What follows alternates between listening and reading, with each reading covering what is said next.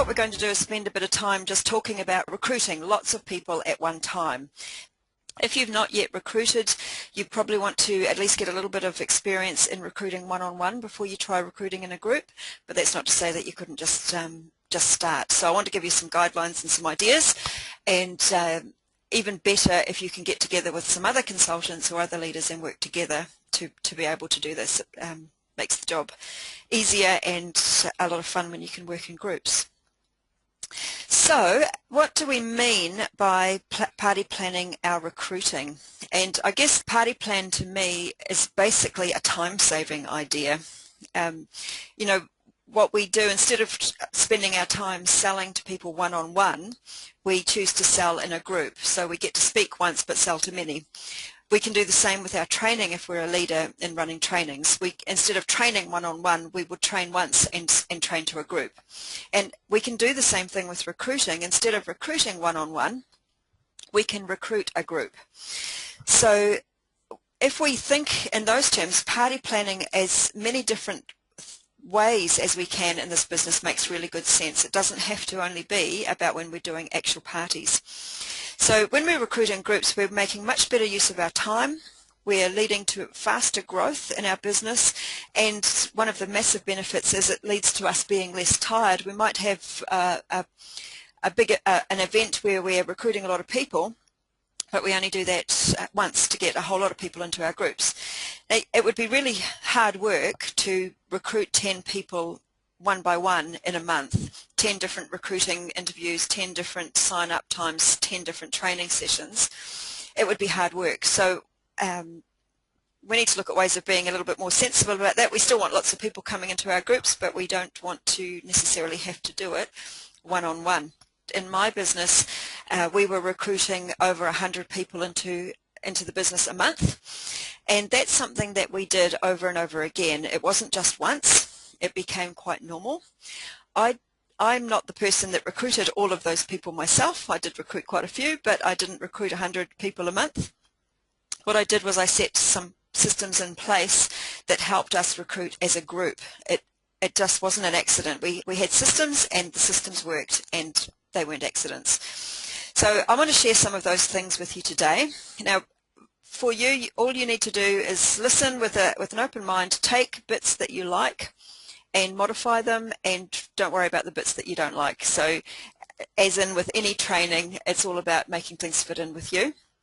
I'm only going to share what I did, and you can take what you like. So the idea for those of you who are leaders is to be able to work with your team so that you can create some opportunities for the whole team to grow.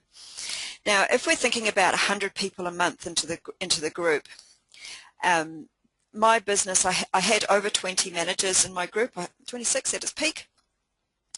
And so let's say we had 20. If 20 managers recruited 5 people each into their groups, that's 100 people into the business.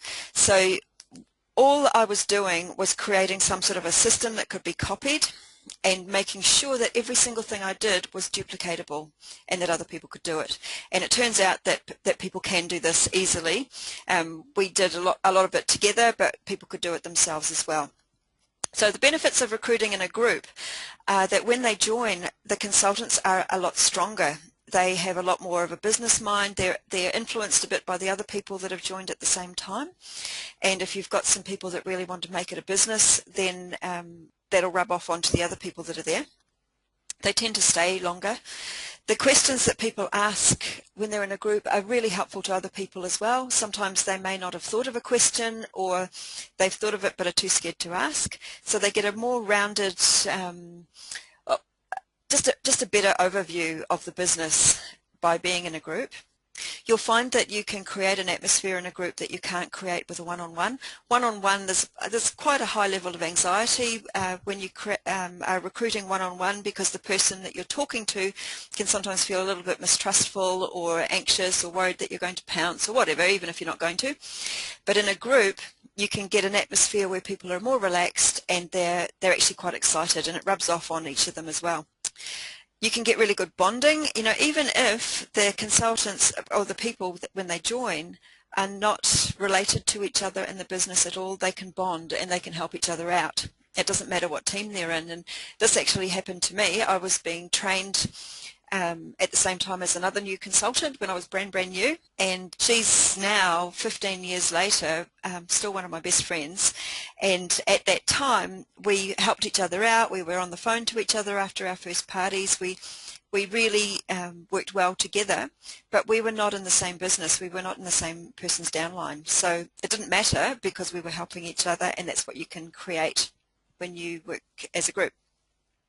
It's also time efficient, which I've already mentioned, and it means that you can grow so much faster and just so much stronger, and you can get real momentum in the business. You know, it's not always an easy thing for people to get, this momentum that where you're like a snowball that just keeps growing faster and bigger and faster and bigger until it gets to the stage where you couldn't stop it if you wanted to. But when you get to the stage where you do have a lot of people coming into your group every month, you have got one of these snowballs that's got such great momentum that you couldn't even stop it if you wanted to, but not that you would actually want to.